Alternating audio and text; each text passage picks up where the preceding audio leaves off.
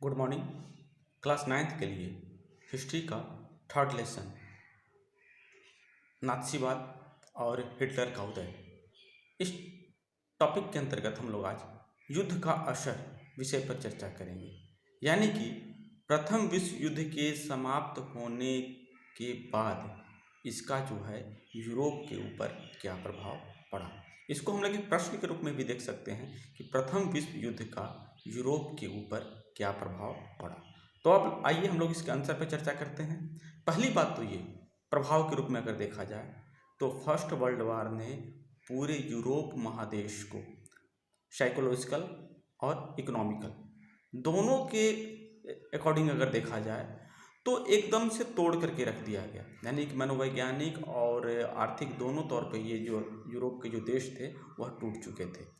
कुछ देश पराजित होने के कारण मनोवैज्ञानिक रूप से टूटे हुए थे और कुछ देश जो विजेता थे लेकिन विजेता होने के बावजूद जो उन्हें उनका जो खर्च हुआ, जो उनको नुकसान उठाना पड़ा, उसने उनको मानसिक रूप से तोड़ने का काम किया था। इसके अलावा आर्थिक रूप से यूरोप एक कंगाल महादेश के रूप में उभर करके सामने आया। यानी कि प्रथम विश्व युद्ध से पहले यूरोप के अधिकांश देश या यूरोप महादेश विश्व के अन्य देशों को कर्ज देने का काम करता था।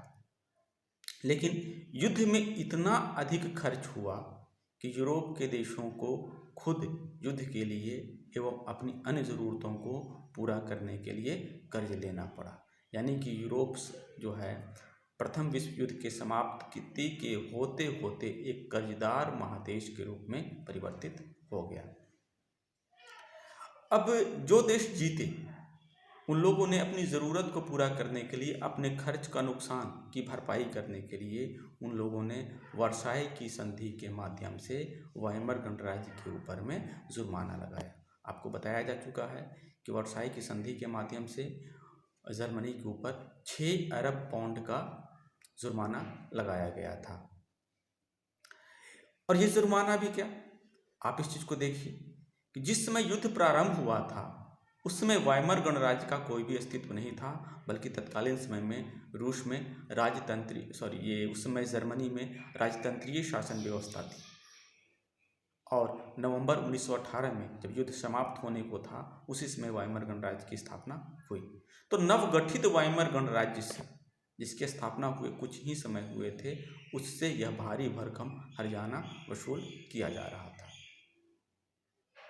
और वाइमर गणराज्य के ऊपर में आपको बताया गया कि वर्साई की संधि के माध्यम से एक अपराध बोध मुकदमा चलाया गया था जर्मनी के ऊपर में, और जिसको कि प्रथम विश्व युद्ध के लिए दोषी देश ठहराया गया। तो इस अपराध बोध से तो वह पीड़ित था, खुद भी युद्ध में जो खर्च किया उससे भी वो पीड़ित था।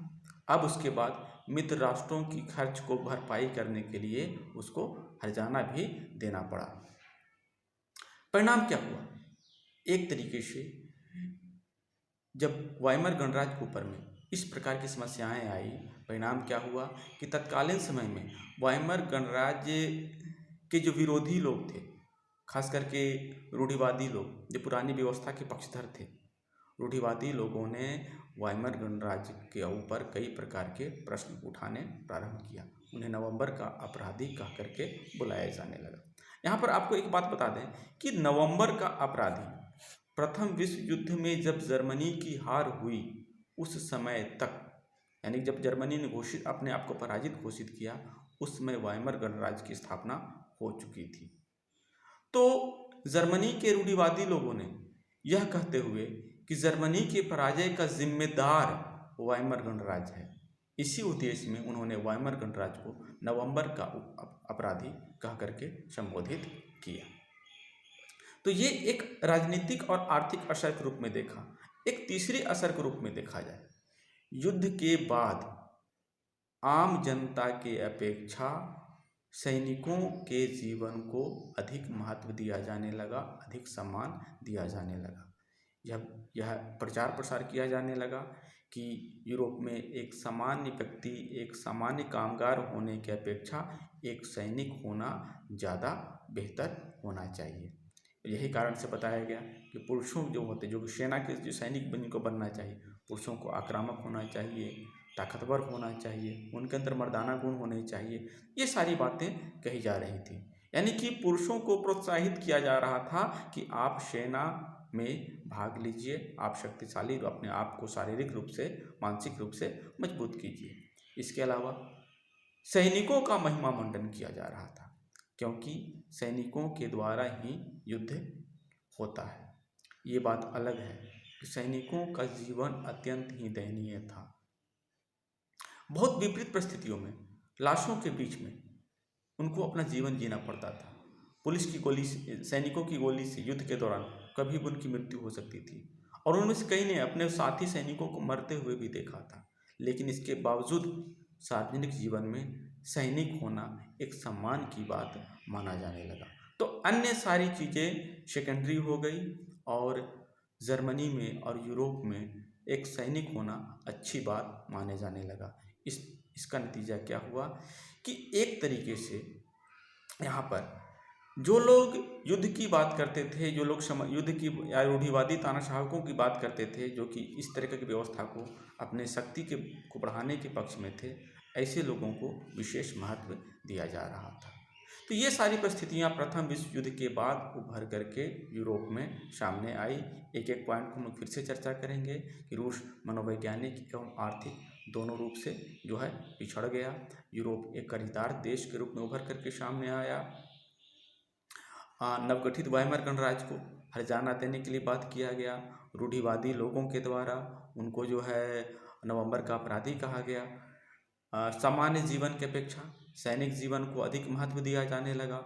एक फौजी होना राष्ट्रीय सम्मान और प्रतिष्ठा की बात माने जाने लगी। तो ये सारे बदलाव प्रथम विश्व युद्ध के पश्चात यूरोप के देशों में देखा जाने लगा। इसके बाद की बातों की चर्चा करते हैं। नेक्स्ट जो टॉपिक हम लोगों का है, राजनीतिक रेडिकलवाद और आर्थिक संकट। रेडिकलवाद के बारे में आप पढ़ चुके हैं, जान चुके हैं। रेडिकलवाद का मतलब होता है परिवर्तनवादी, जो कि व्यवस्था में बदलाव लाना चाहते हैं, और इसी समय आर्थिक संकट की बात करते हैं। तो परिवर्तनवादी मतलब क्या? ये राजनीतिक परिवर्तन की बात है, जो व्यवस्था में बदलाव लाना चाहते हैं।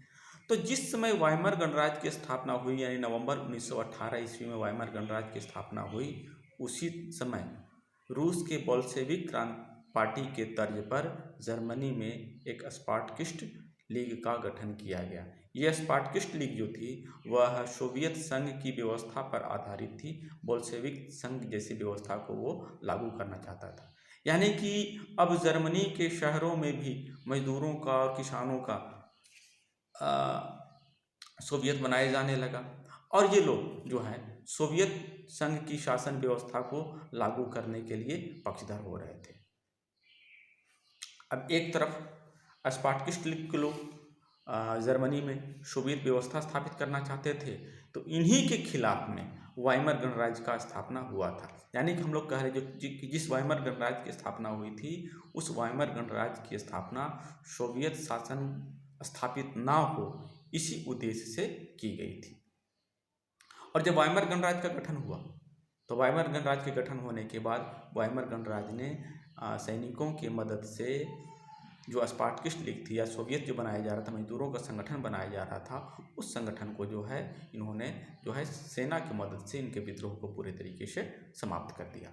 इसका परिणाम क्या हुआ कि इसमें जो कि वाइमर गणराज्य के लोग थे, जिसमें कि समाजवादी लोग, डेमोक्रेट्स यानी लोकतांत्रिक व्यवस्था के लोग, कैथोलिक एक धर्म आधारित समूह था, इसके लोग थे, और बोल्शेविक कौन? साम्यवादी। तो जब इन तीनों लोगों के समूहों ने मिल करके यानी कि वाइमर गणराज्य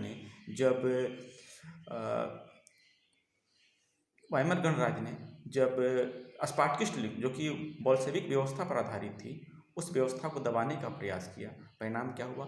दोनों वर्गों के बीच में, यानी सोवियत यानी कि बोल्शेविक संगठन जो था वो जर्मनी का, स्पार्टकिस्ट लोग जो कि साम्यवादी थे, और सरकार जो गठित हुई थी वाइमर गणराज्य जो कि समाजवादी थी, दोनों के बीच में मतभेद उत्पन्न हो गया।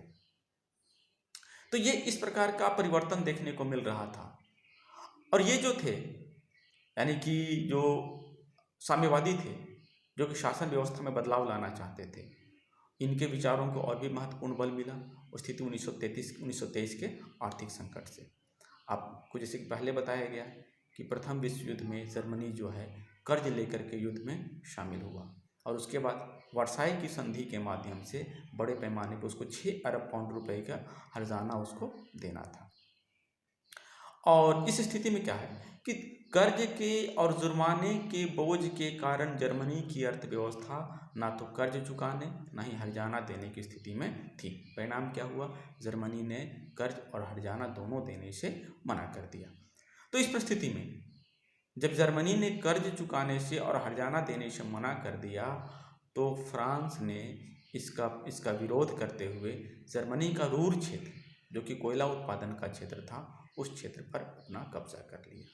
अब देखिए संकट की स्थिति ये हो गई कि हर्जाना भी देना है, कर्ज भी चुकाना है, जर्मनी उस स्थिति में नहीं है और इस स्थिति में उसके संसाधन पहले भी छीन लिए जा चुके और शेष जो संसाधन था रूर जो कि कोयला का क्षेत्र था उस पर जो उसका रूर जो था वह जर्मनी का इंडस्ट्रियल जोन था, उस पर फ्रांस ने कब्जा कर लिया।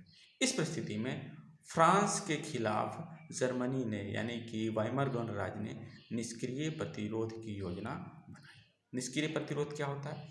निष्क्रिय प्रतिरोध होता है कि फ्रांस के द्वारा जो कार्रवाई की गई उसका प्रत्यक्ष विरोध नहीं किया गया, लेकिन विरोध के स्वरूप बड़े पैमाने पर जर्मनी ने कागजी नोटों को या नोट को छापना प्रारंभ कर दिया और नोट को छाप करके उसने कर्ज चुकाना प्रारंभ कर दिया।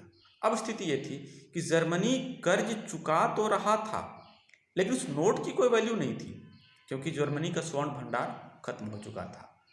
अब इसका परिणाम क्या हुआ कि जब बड़े पैमाने पर जर्मनी के द्वारा नोट छापे गए तो इसका असर ये हुआ कि जर्मनी की जो मुद्रा थी, करेंसी थी, मार्क, उसका वैल्यू जो है तेजी से गिरने लगा। अमेरिकी डॉलर की तुलना में काफ़ी अधिक कीमत गिर गई। आपको बताते हैं कि दिसंबर 1923 की घटना के बारे में बताई गई है कि एक अमेरिकी डॉलर का कीमत जो था 9,88,60,000 मार्क थी।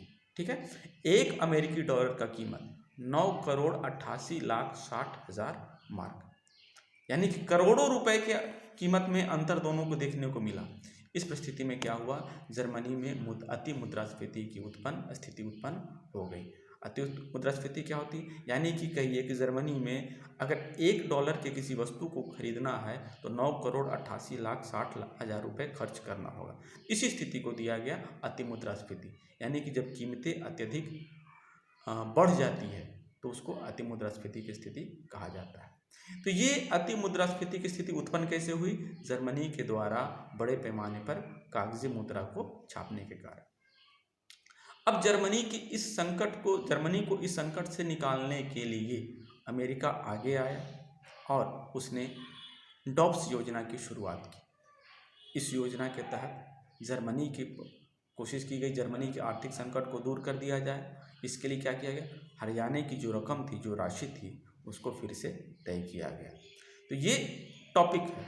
इसके तहत जो आप लोग क्वेश्चन के रूप में देख सकते हैं, एक प्रश्न हमने आपको शुरू में बताया, युद्ध का असर यानी विश्व युद्ध का यूरोप पर क्या असर हुआ।